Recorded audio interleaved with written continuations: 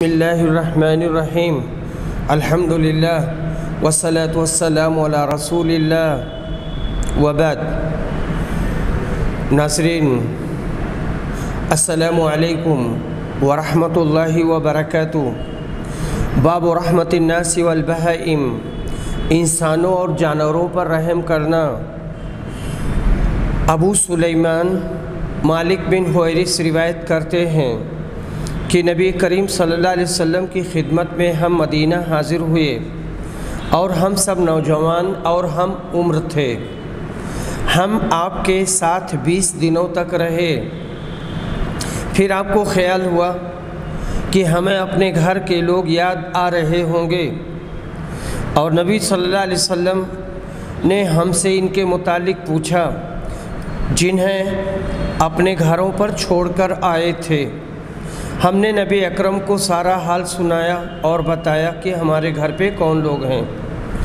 آپ بڑے ہی نرم خو اور بہت نرم دل تھے۔ آپ نے کہا تم اپنے گھروں کو واپس جاؤ اور اپنے ملک والوں کو دین سکھاؤ اور بتاؤ تم اس طرح نماز پڑھو جس طرح تم نے مجھے نماز پڑھتے دیکھا ہے، اور جب نماز کا وقت آ جائے تو تم میں سے ایک شخص تمہارے لیے اذان دے، پھر جو تم میں بڑا ہو وہ امامت کروائے۔ بڑا بشرطے کہ علم و عمل میں بھی بڑا ہو، ورنہ کوئی چھوٹا اگر سب سے بڑا عالم ہے تو وہی امامت کا حقدار ہے۔ حدیث نمبر 6009۔ ابو ہریرہ رضی اللہ عنہ روایت کرتے ہیں کہ رسول صلی اللہ علیہ وسلم نے فرمایا، ایک شخص راستے میں چل رہا تھا کہ اسے شدت کی پیاس لگی۔ اسے ایک کنواں ملا اور اس نے اس میں اتر کر پانی پیا۔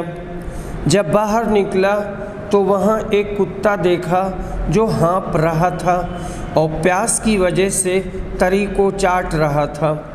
اس شخص نے کہا کہ کتا بھی اتنا ہی زیادہ پیاسا معلوم ہو رہا ہے جتنا میں تھا۔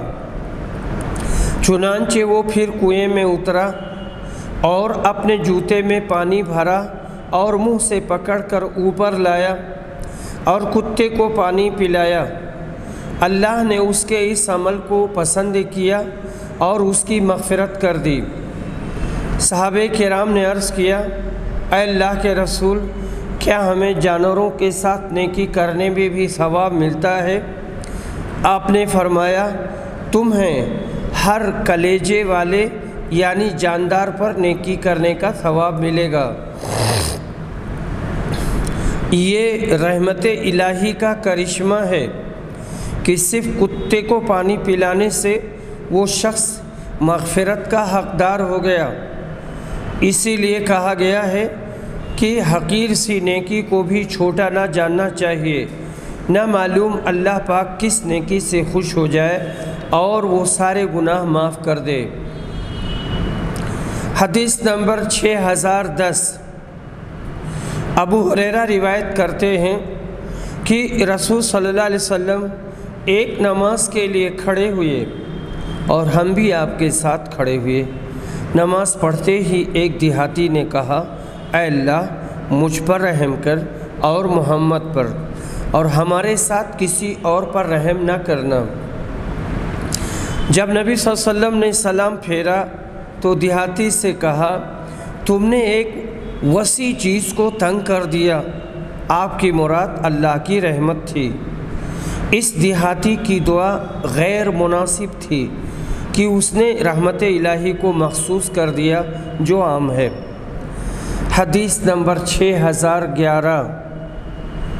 نعمان بن بشیر روایت کرتے ہیں، کہتے ہیں کہ رسول صلی اللہ علیہ وسلم نے فرمایا، تم مومنوں کو آپس میں ایک دوسرے کے ساتھ رحمت و محبت کا معاملہ کرنے اور ایک دوسرے کے ساتھ لطف نرم خوئی میں ایک جیسا پاؤ گے، ایک جسم کے مانند کہ جب اس کا کوئی ٹکڑا بھی تکلیف میں ہوتا ہے تو سارا جسم تکلیف محسوس کرتا ہے۔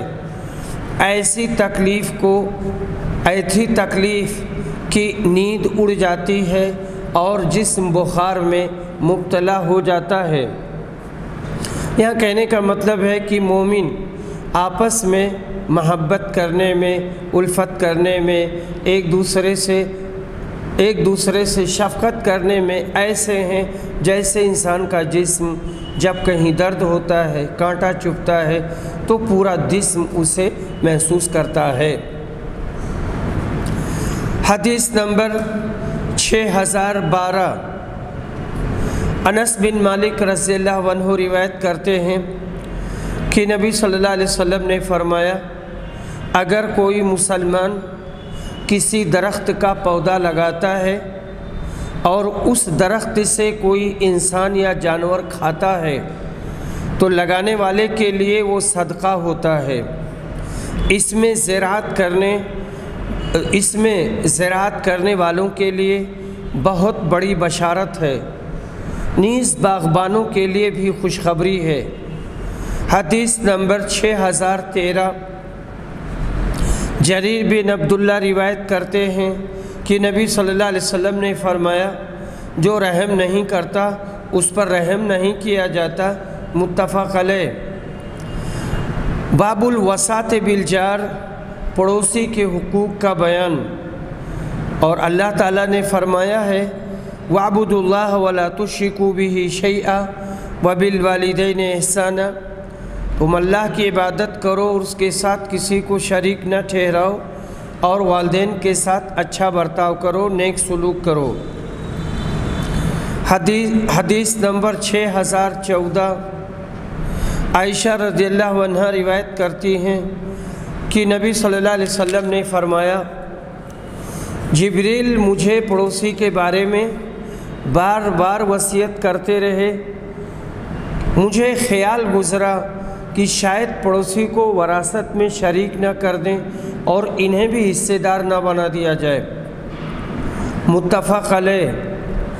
حدیث نمبر 6015، عبداللہ بن عمر روایت کرتے ہیں کہ رسول صلی اللہ علیہ وسلم نے فرمایا، حضرت جبریل مجھے اس طرح بار بار پڑوسی کے حق میں وصیت کرتے رہے کہ مجھے خیال ہوا کہ شاید پڑوسی کو وراثت میں شریک نہ کر دیا جائے۔ باب اثم من لا یامن جارہ بوائقہ، اس شخص کا گناہ جس کا پڑوسی اس کے شر سے امن میں نہ رہتا ہو۔ یوبقہن، اس کے معنی ان کے ہلاک کر ڈالے، اور موبقہ کے معنی ہلاکت۔ یوبق یہاں اوبقہ یوبقو، اس کے معنی ہلاک کرنے کے ہوتے ہیں۔ حدیث نمبر 6016، ابو شریح روایت کرتے ہیں کہ نبی صلی اللہ علیہ وسلم نے فرمایا، اللہ کی قسم وہ مومن نہیں، اللہ کی قسم وہ مومن نہیں، اللہ کی قسم وہ مومن نہیں۔ عرض کیا گیا، کون اے اللہ کے رسول؟ کہا، وہ جس کے شر سے اس کا پڑوسی محفوظ نہ ہو۔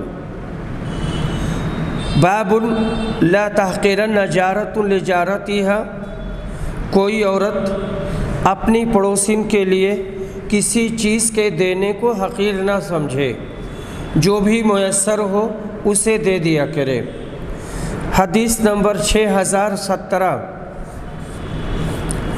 ابو ہریرہ رضی اللہ عنہ روایت کرتے ہیں کہ نبی صلی اللہ علیہ وسلم نے فرمایا، اے مسلمان عورتوں، تم میں سے کوئی عورت اپنی کسی پڑوسن کے لیے کسی بھی چیز کو حقیر نہ سمجھے، چاہے وہ بکری کا پایا ہی کیوں نہ ہو، متفق علیہ۔ باب من کان یؤمن باللہ والیوم الآخر فلا یؤذی جارہ، جو اللہ اور آخرت کے دن پر ایمان رکھتا ہو وہ اپنے پڑوسی کو تکلیف نہ دے۔ حدیث نمبر 6018، ابو ہریرہ رضی اللہ عنہ روایت کرتے ہیں، کہتے ہیں کہ رسول صلی اللہ علیہ وسلم نے فرمایا، جو کوئی اللہ اور آخرت کے دن پر ایمان رکھتا ہو وہ اپنے پڑوسی کو تکلیف نہ دے، اور جو کوئی اللہ اور آخرت کے دن پر ایمان رکھتا ہو وہ اپنے مہمان کی عزت کرے، اور جو کوئی اللہ اور آخرت کے دن پر ایمان رکھتا ہو وہ اچھی بات منہ سے نکالے ورنہ خاموش رہے۔ معلوم ہوا کہ ایمان کا تقاضا ہے کہ پڑوسی کو دکھ نہ دیا جائے، مہمان کی عزت کریں، زبان کو قابو میں رکھیں، ورنہ ایمان کی خیر منانی چاہیے۔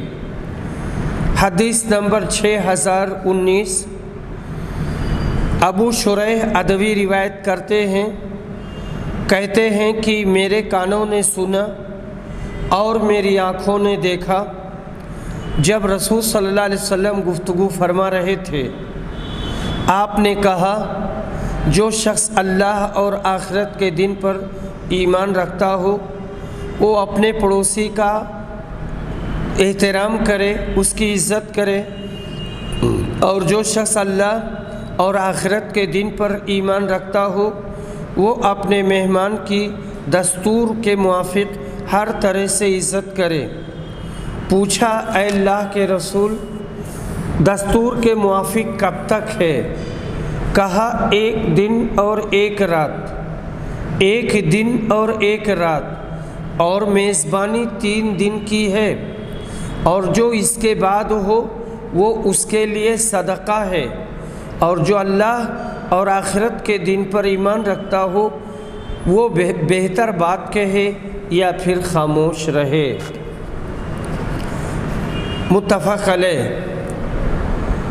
باب حق الجوار فی القرب الابواب، پڑوسیوں میں کون سا پڑوسی مقدم ہے؟ حدیث نمبر 6020 عائشہ رضی اللہ عنہا روایت کرتی ہیں کہ میں نے عرض کیا اللہ کے رسول میری 2 پڑوسنیں ہیں، اگر ہدیہ ایک ہو تو میں ان میں سے کس کے پاس ہدیہ بھیجوں؟ کہا جس کا دروازہ تمہارے دروازے سے زیادہ قریب ہو۔ باب کل معروف صدقہ، ہر نیک کام صدقہ ہے۔ حدیث نمبر 6021 جابر بن عبداللہ روایت کرتے ہیں کہ نبی صلی اللہ علیہ وسلم نے فرمایا ہر نیک کام صدقہ ہے۔ حدیث نمبر 6022 ابو موسیٰ شری روایت کرتے ہیں کہ نبی صلی اللہ علیہ وسلم نے فرمایا ہر مسلمان پر صدقہ کرنا ضروری ہے۔ صحابہ نے عرض کیا اگر کوئی چیز کسی کو صدقہ کے لیے میسر نہ ہو؟ آپ نے کہا پھر اپنے ہاتھ سے کام کرے اور اس سے خود بھی فائدہ اٹھائے اور صدقہ بھی کرے۔ صحابہ نے عرض کیا اگر اس میں اس کی طاقت نہ ہو یا کہا کہ نہ کر سکے؟ آپ نے فرمایا پھر کسی حاجت مند پریشان حال کی مدد کرے۔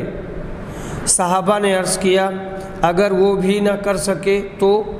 فرمایا پھر بھلائی کی طرف لوگوں کو رغبت دلائے یا امر بالمعروف کرنا۔ عرض کیا اور اگر یہ بھی نہ کر سکے؟ آپ نے کہا پھر برائی سے رکا رہے، یہ بھی اس کے لیے صدقہ ہے۔ باب طیب الکلام، خوش کلامی کا ثواب، اچھے سے بات کرنا۔ ابو ہریرہ نبی صلی اللہ علیہ وسلم سے روایت کرتے ہیں آپ نے کہا تھا نیک بات کرنے میں بھی ثواب ملتا ہے۔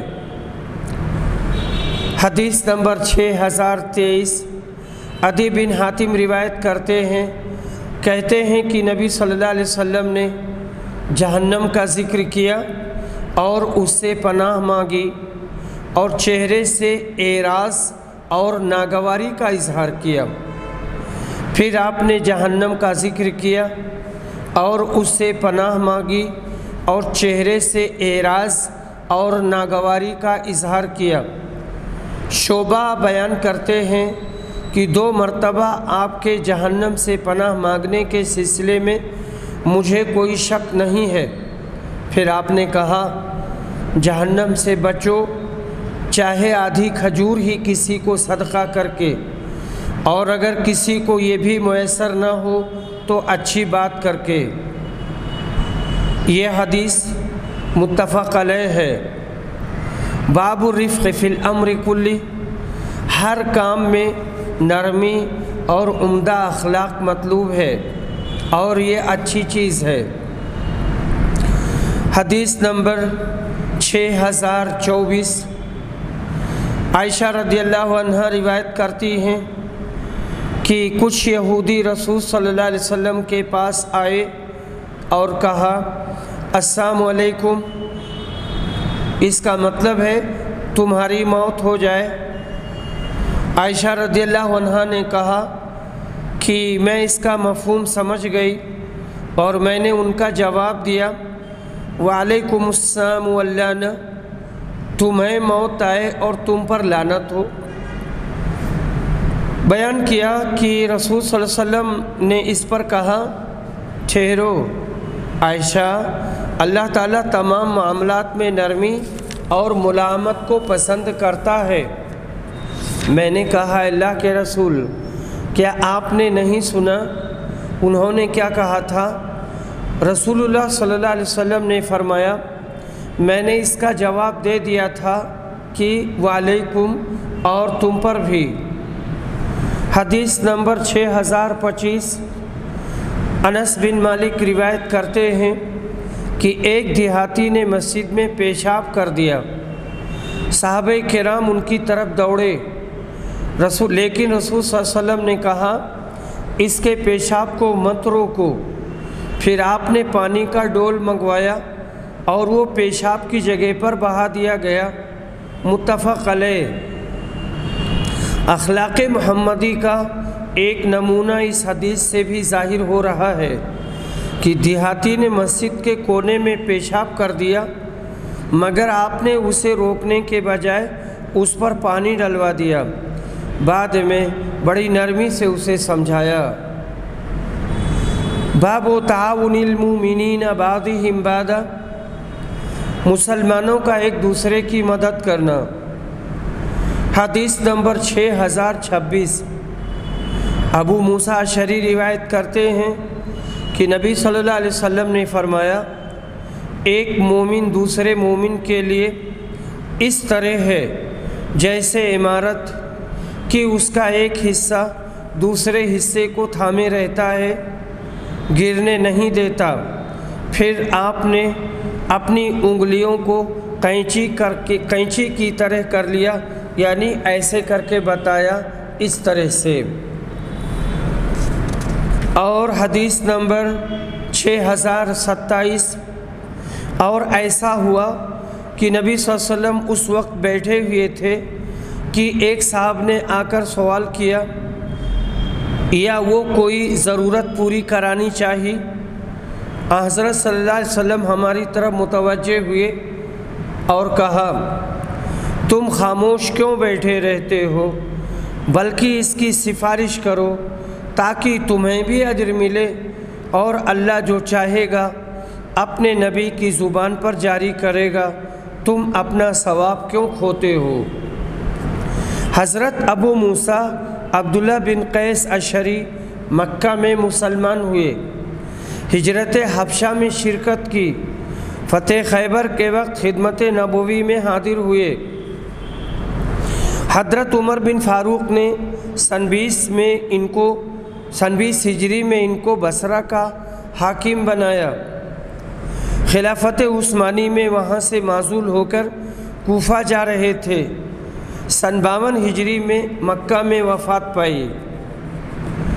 باب قول اللہ من یشفع شفاعۃ حسنۃ یکن لہ نصیب منہا ومن یشفع شفاعۃ سیئۃ یکن لہ کفل منہا وکان اللہ علی کل شیء مقیتا۔ اللہ کے اس فرمان کا بیان، جو کوئی سفارش کرے نیک کام کے لیے اس کو بھی اس میں سے ثواب ملے گا، اور جو کوئی سفارش کرے برے کام میں اسے بھی ایک حصہ اس کے عذاب سے ملے گا، اور ہر چیز پر اللہ نگہبان ہے۔ کفل کے معنی اس آیت میں حصہ کے ہیں۔ حضرت ابو موسیٰ اشعری نے کہا حبشی زبان میں کفلین کے معنی 2 اجر کے ہیں۔ شفاعت حسنہ سے مومنوں کے لیے دعائے خیر اور سیاح سے بد دعا کرنا بھی مراد ہے۔ مجاہد وغیرہ نے کہا ہے کہ یہ آیت لوگوں کی باہمی شفاعت کرنے کے بارے میں نازل ہوئی۔ ابن عادل کا کہنا ہے کہ اکثر لفظ کفل کا استعمال محل شر میں ہوتا ہے، اور لفظ نصیب کا استعمال محل خیر میں ہوتا ہے، یعنی کفل شر کے لیے اور نصیب یہ خیر کے لیے استعمال ہوتا ہے۔ حدیث نمبر 6028، ابو موسیٰ اشعری روایت کرتے ہیں کہ نبی کریم صلی اللہ علیہ وسلم کے پاس جب کوئی مانگنے والا یا ضرورت مند آتا تو آپ فرماتے، لوگو تم سفارش کرو تاکہ تمہیں بھی ثواب ملے، اور اللہ اپنے نبی کی زبان پر جو چاہے گا فیصلہ کرائے گا۔ آیت اور حدیث میں نیک کام کی سفارش کرنے کی ترغیب ہے۔ ہوگا وہی جو اللہ کو منظور ہے، مگر سفارش کرنے والے کو اجر ضرور مل جائے گا۔ دوسری روایت میں یہ مضمون یوں ادا ہوا ہے، الدال علی الخیر کفاعلی، خیر کے لیے رغبت دلانے والے کو بھی اتنا ہی ثواب ملے گا جتنا اس کے کرنے والے کو ملے گا۔ کاش خواص اگر اس پر توجہ دیں تو بہت سے دینی امور اور امدادی کام انجام دیے جا سکتے ہیں، مگر بہت کم خواص اس پر توجہ دیتے ہیں۔ حدیث نمبر 6029، اور یہ باب ہے، باب لم یکن النبی صلی اللہ علیہ وسلم فاحشا ولا متفاحشا، نبی صلی اللہ علیہ وسلم سخت گو اور بد زبان نہیں تھے۔ مسروق روایت کرتے ہیں کہ جب معاویہ کے ساتھ عبداللہ بن عمرو بن عاص کوفہ تشریف لائے تو ہم ان کی خدمت میں حاضر ہوئے۔ انہوں نے رسول اللہ صلی اللہ علیہ وسلم کا ذکر کیا اور بتلایا کہ حضور اکرم بدگو نہ تھے اور نہ آپ بد زبان تھے، اور انہوں نے یہ بھی کہا کہ رسول صلی اللہ علیہ وسلم نے فرمایا، تم میں سب سے بہتر وہ آدمی ہے جس کے اخلاق سب سے اچھے ہوں۔ حدیث نمبر 6030، عائشہ رضی اللہ عنہ روایت کرتی ہیں کہ کچھ یہودی رسول اکرم کے یہاں آئے اور کہا، السلام علیکم، تم پر موت ہو۔ اس پر عائشہ نے کہا، تم پر بھی موت آئے اور اللہ کی تم پر لعنت ہو اور اس کا غضب تم پر نازل ہو۔ لیکن آپ نے کہا، ٹھہرو عائشہ، تمہیں نرم خوئی اختیار کرنی چاہیے، سختی اور بدزبانی سے بچو۔ عائشہ نے کہا، حضور آپ نے ان کی بات نہیں سنی۔ آپ نے کہا، تم نے میرا جواب نہیں سنا، میں نے ان کی بات انہی پر لوٹا دی، اور ان کے حق میں میری بد دعا قبول ہو جائے گی، لیکن میرے حق میں ان کی بد دعا قبول نہیں ہوگی۔ پیغمبر اسلام صلی اللہ علیہ وسلم سے عداوت یہودیوں کی فطرت ثانیہ تھی اور آج تک ہے، جیسا کہ ظاہر ہے۔ حدیث نمبر 6031، انس بن مالک رضی اللہ عنہ روایت کرتے ہیں کہ رسول صلی اللہ علیہ وسلم نہ گالی دیتے تھے، نہ بدگو تھے، نہ بدخو تھے، نہ لعنت ملامت کرتے تھے۔ اگر ہم میں سے کسی پر ناراض ہوتے تو اتنا کہتے، اسے کیا ہو گیا ہے، اس کی پیشانی میں مٹی لگے۔ تو یہاں گالی دینا، بری بات کہنا، خراب بات کہنا، لعنت ملامت کرنا، یہ ساری چیزیں بری ہیں، ان سے اپنی زبان کی حفاظت کرنی چاہیے۔ حدیث نمبر 6032 عائشہ رضی اللہ عنہا روایت کرتی ہیں کہ رسول اکرم سے ایک شخص نے اندر آنے کی اجازت چاہی۔ آپ نے اسے دیکھ کر فرمایا، برا ہے فلاں قبیلے کا بھائی، یا آپ نے اس طرح کا برا ہے فلاں قبیلے کا بیٹا۔ پھر جب وہ نبی صلی اللہ علیہ وسلم کے پاس آیا تو آپ اس سے بہت خوش خلقی کے ساتھ پیش آئے۔ وہ شخص جب چلا گیا تو عائشہ نے آپ سے پوچھا، اے اللہ کے رسول، جب آپ نے اسے دیکھا تھا تو اس کے متعلق یہ کلمات فرمائے تھے، جب آپ اس سے ملے تو بہت ہی خندہ پیشانی سے آپ ملے اور استقبال کیا۔ رسول اللہ صلی اللہ علیہ وسلم نے کہا، اے عائشہ، تم نے مجھے کب بدگو پایا؟ یعنی میں تو کبھی بھی بدخلقی، بد کلامی، غلط انداز میں کبھی نہیں بات کرتا تھا۔ اللہ کے یہاں قیامت کے دن وہ لوگ بدترین ہوں گے جن کے شر کے ڈر سے لوگ اس سے ملنا چھوڑ دیں۔ متفق علیہ۔ ان جملہ احادیث میں رسول کریم صلی اللہ علیہ وسلم کی خوش اخلاقی کا ذکر ہے، جس کا تعلق نہ صرف مسلمانوں بلکہ یہودیوں کے ساتھ بھی یکساں تھا۔ آپ نے خاص دشمنوں کے ساتھ بھی بدخلقی کو پسند نہیں کیا، جیسا کہ حدیث عائشہ سے ظاہر ہے۔ یہی آپ کا ہتھیار تھا جس سے سارا عرب آپ کے زیر نگی ہو گیا، مگر صد افسوس کہ مسلمانوں نے گویا خوش خلقی کو بالکل فراموش کر دیا، الا ماشاءاللہ۔ یہی وجہ ہے کہ آج مسلمانوں میں خود آپس ہی میں اس قدر سرپھٹول رہتی ہے کہ اللہ کی پناہ۔ کاش مسلمان ان احادیث پاک کا بغور مطالعہ کریں۔ یہ آنے والا شخص بعد میں مرتد ہو گیا تھا اور حضرت ابوبکر کے زمانہ میں قیدی ہو کر آیا۔ اس طرح اس کے بارے میں نبی اکرم صلی اللہ علیہ وسلم کی پیشگوئی صحیح ثابت ہوئی۔ باب حسن الخلق والسخاء، خوش خلقی، سخاوت اور بخل کا برا اور ناپسندیدہ ہونا۔ تو سخاوت بہت اچھی چیز ہے، بخیلی بری چیز ہے۔ ابن عباس کہتے ہیں کہ رسول صلی اللہ علیہ وسلم سب سے زیادہ سخی تھے، اور رمضان کے مہینے میں تو باقی سب دنوں سے زیادہ سخاوت کرتے تھے۔ ابو ذر غفاری کو نبی اکرم کی پیغمبری کی خبر ملی تو انہوں نے اپنے بھائی انیس سے کہا کہ وادی مکہ کی طرف جا اور اس شخص کی باتیں سن کر آؤ جو نبوت کا دعویٰ کرتے ہیں۔ جب وہ واپس آئے تو ابو ذر سے کہا، میں نے دیکھا کہ وہ صاحب تو اچھے اخلاق کا حکم دیتے ہیں۔ حدیث نمبر 6033 انس بن مالک روایت کرتے ہیں کہ نبی صلی اللہ علیہ وسلم سب سے زیادہ خوبصورت، سب سے زیادہ سخی اور سب سے زیادہ بہادر تھے۔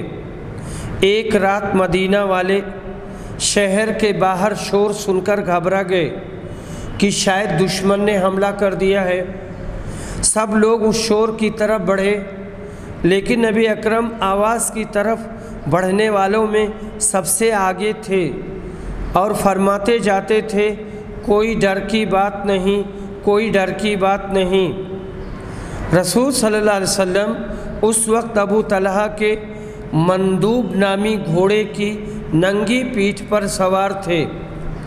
اس پر کوئی زین نہ تھی اور گلے میں تلوار لٹک رہی تھی۔ آپ نے فرمایا، میں نے اس گھوڑے کو سمندر پایا، یا یہ فرمایا تیرے تیز دوڑنے میں سمندر کی طرح تھا۔ یہ حدیث متفق علیہ ہے۔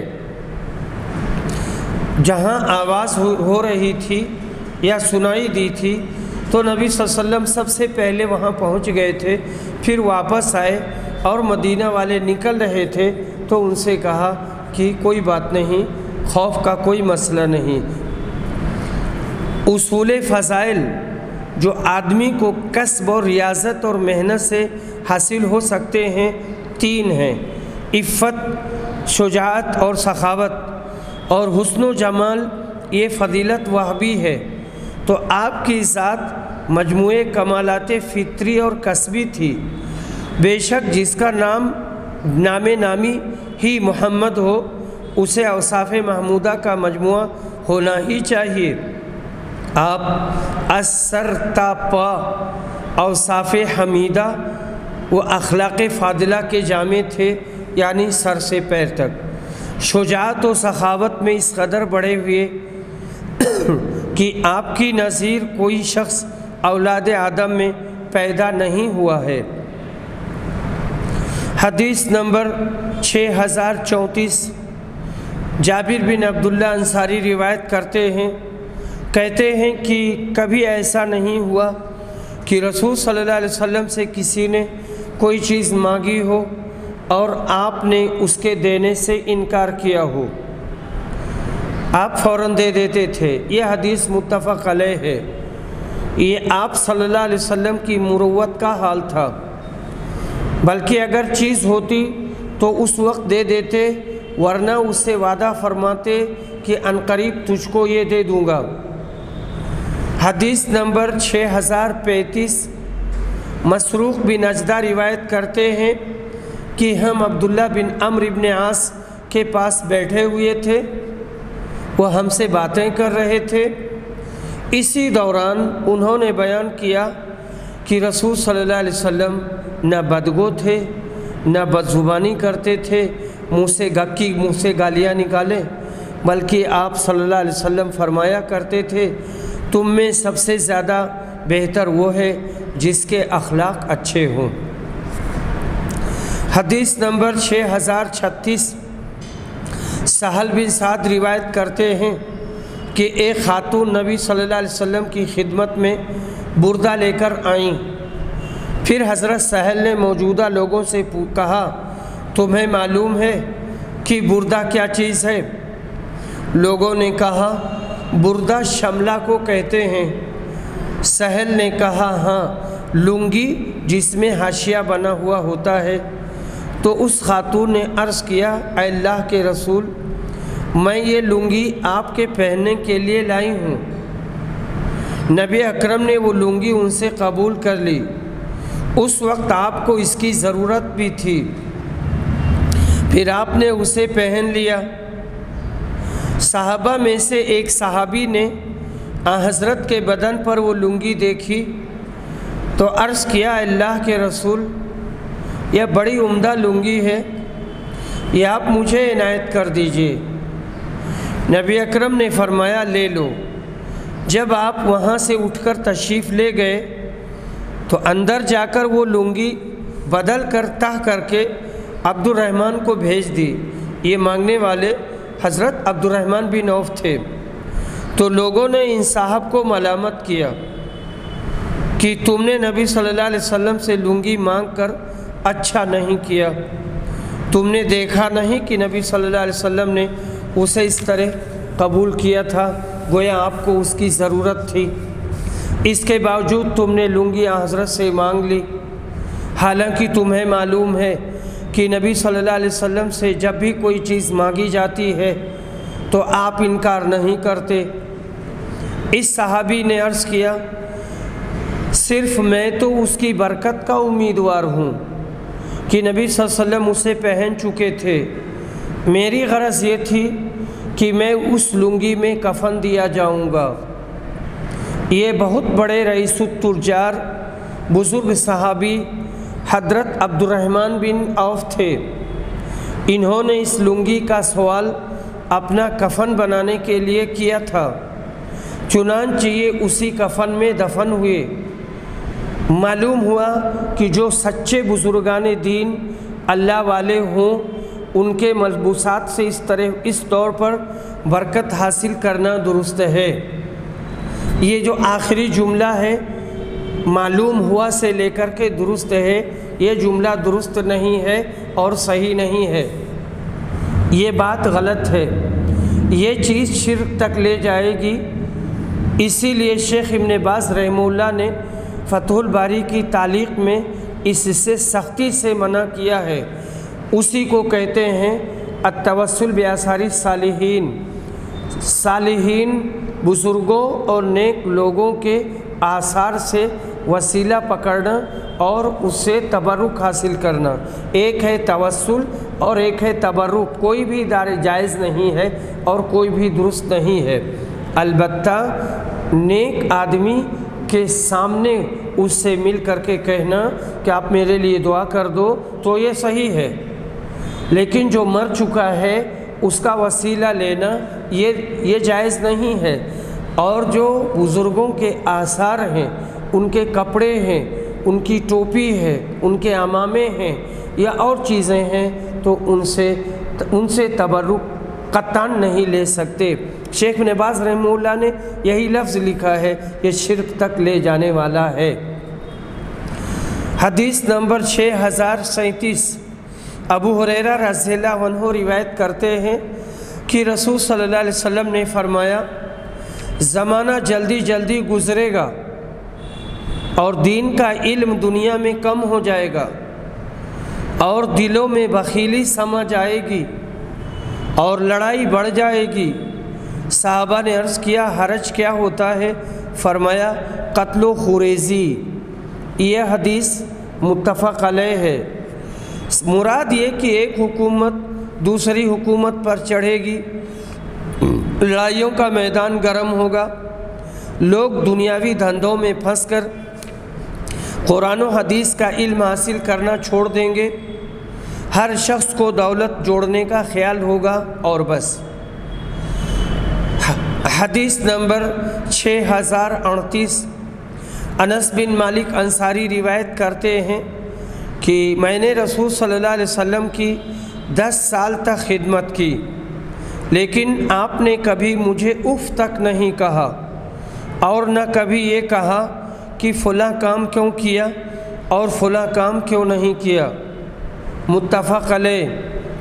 10 سال کی مدت کافی طویل ہوتی ہے، مگر اس ساری مدت میں حضرت انس کو نبی صلی اللہ علیہ وسلم نے کبھی بھی نہیں ڈانٹا، نہ دھمکایا، نہ کبھی آپ نے ان سے سخت کلامی کی۔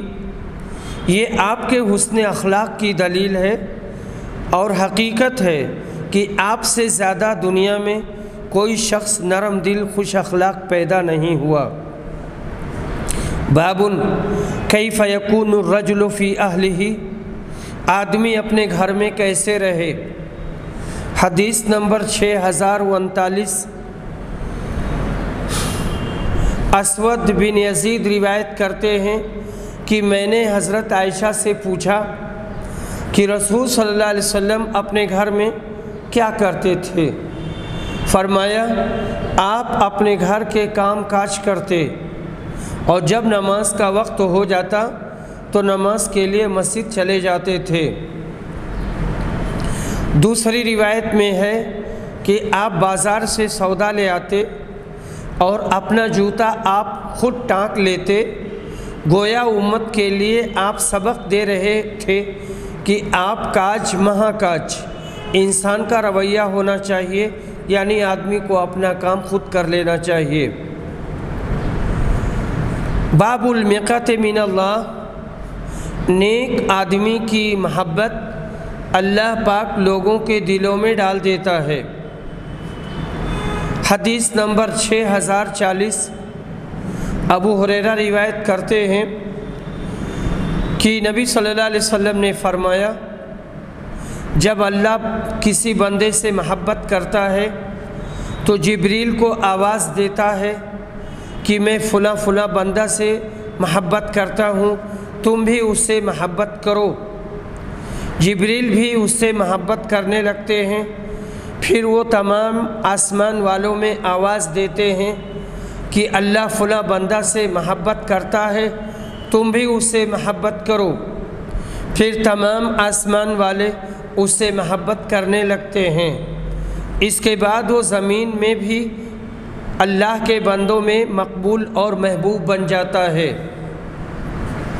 یہاں صرف ندا کا لفظ ہے، اس لیے یہاں وہ تعویل بھی نہیں چل سکتی جو معتزلہ وغیرہ نے کی ہے کہ اللہ تعالیٰ نے موسیٰ سے کلام کرنے میں درخت میں کلام کرنے کی قوت پیدا کر دی تھی۔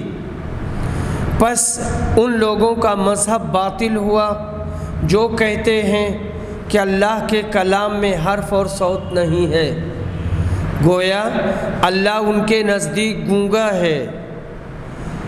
استغفر اللہ ونعوذ باللہ من هذه الخرافات۔ روایت میں مقبولان الہی کے لیے عام محبت کا ذکر ہے، مگر یہ محبت اللہ کے بندوں ہی کی دلوں میں پیدا ہوتی ہے۔ ابو جہل اور ابو لہب جیسے بدبخت پھر بھی محروم رہ جاتے ہیں۔ باب الحب فی اللہ، اللہ کی محبت کا بیان۔ حدیث نمبر 6041۔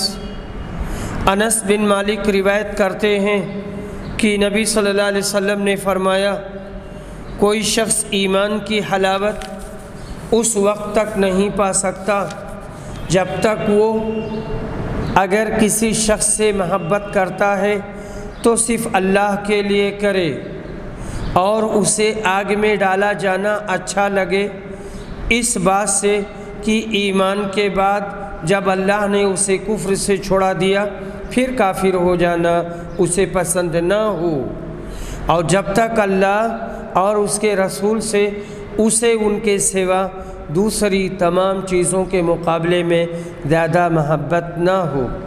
یہاں کہنے کا مطلب یہ ہے کہ آدمی ایمان کی حلاوت، اس کی شیرینی اس وقت پائے گا جب وہ کسی سے محبت کرے اور وہ محبت صرف اللہ کے لیے ہو، وہ محبت اللہ کے لیے ہو، للہ فی اللہ ہو۔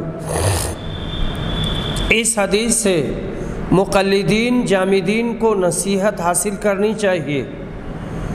جب تک اللہ اور رسول کی محبت تمام جہانوں کے لوگوں سے زیادہ نہ ہو، ایمان پورا نہیں ہو سکتا۔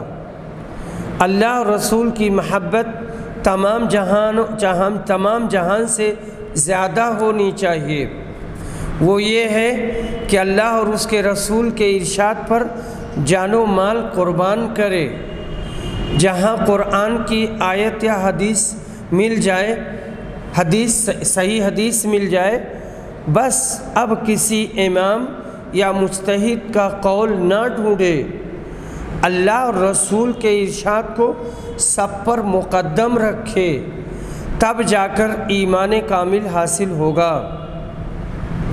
حتی یکون اللہ و رسولہ کہتے ہیں اس کا مطلب یہ ہے، اللہ اور رسول کی محبت کا مطلب یہ ہے کہ جس نے ایمان کامل کر لیا وہ جان گیا کہ اللہ اور رسول کی محبت کا حق اس کے ذمہ اس کے باپ اور ماں اور اولاد اور بیوی اور سب لوگوں کے حقوق سے بہت ہی زیادہ بڑھ کر ہے، اور اللہ اور رسول کی محبت کی علامت یہ ہے کہ شریعت اسلامی کی حمایت کی جائے اور اس کی مخالفت کرنے والوں کو جواب دیا جائے، اور اللہ کے رسول کے اخلاق فاضلہ جیسے اخلاق پیدا کیے جائیں۔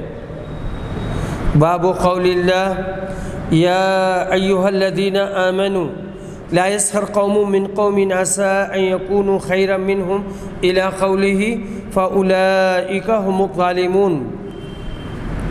اللہ کے اس فرمان کا بیان۔ اے ایمان والو، کوئی قوم کسی دوسری قوم کا مذاق نہ بنائے، اسے حقیر نہ جانے، کیا معلوم شاید وہ ان سے اللہ کے نزدیک بہتر ہو۔ فاولئک هم الظالمون تک، یہی لوگ ظالم ہیں۔ حدیث نمبر 6042۔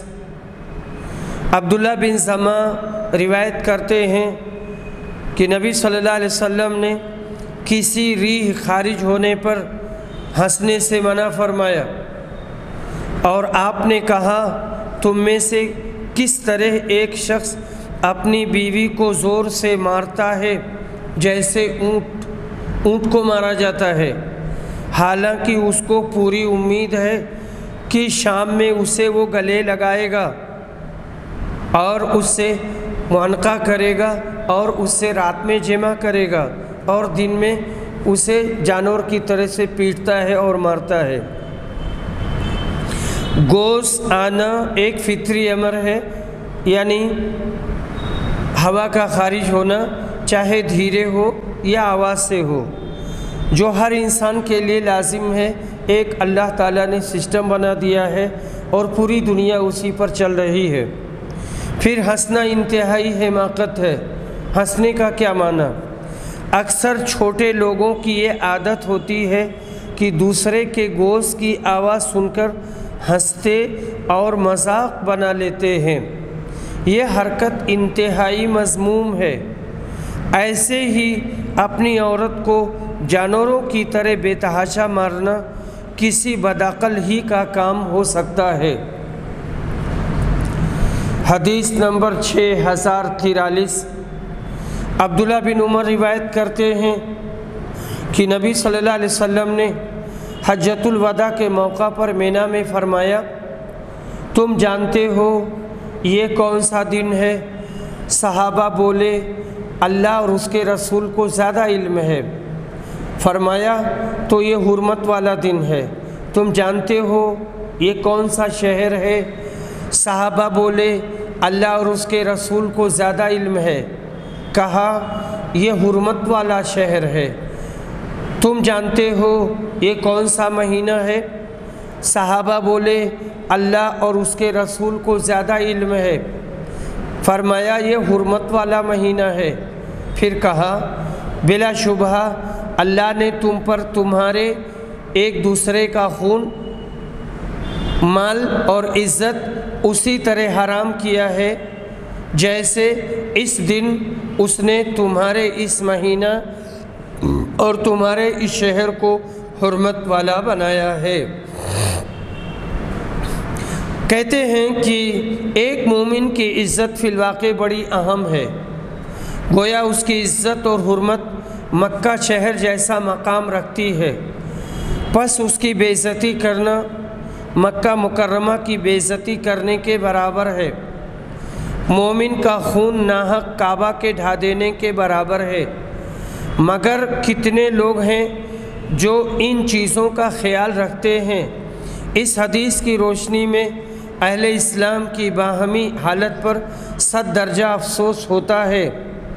اس مقام پر صحیح بخاری کا مطالعہ فرمانے والے نیک دل مسلمانوں کو یہ بھی یاد رکھنا چاہیے کہ حضرت عمر نے کعبہ شریف کے سامنے کھڑے ہو کر فرمایا تھا کہ بے شک کعبہ ایک معزز گھر ہے، اس کی تقدیس میں کوئی شبہ نہیں، مگر ایک مومن و مسلمان کی عزت و حرمت بھی بہت بڑی چیز ہے، اور کسی مسلمان کی بے عزتی کرنے والا کعبہ شریف کو ڈھا دینے والے کے برابر ہے۔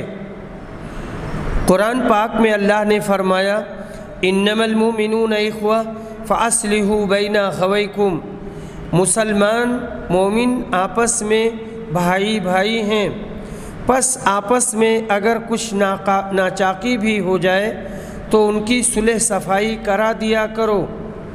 ایک حدیث میں آپس کی صلح صفائی کرا دینے کو نفل نمازوں اور روزوں سے بھی بڑھ کر نیک عمل بتایا گیا ہے۔ پس مطالعہ فرمانے والے بھائیوں بہنوں کا اہم ترین فرض ہے کہ وہ آپس میں میل محبت رکھیں، اور اگر آپس میں کچھ ناراضگی بھی ہو جائے تو اسے رفع دفع کر دیا کریں۔ مومن جنتی بندوں کی قرآن میں یہ علامت بتائی گئی ہے کہ وہ غصہ کو پی جانے والے اور لوگوں سے ان کی غلطیوں کو معاف کر دینے والے ہوا کرتے ہیں۔ نماز روزہ کے مسائل پر توجہ دینا ضروری ہے، اتنا ہی ضروری یہ بھی ہے کہ ایسے مسائل پر بھی توجہ دی جائے اور آپس میں زیادہ سے زیادہ میل محبت، اخوت، بھائی چارہ بڑھایا جائے۔ حسد کینہ دلوں میں رکھنا سچے مسلمانوں کی شان نہیں ہے۔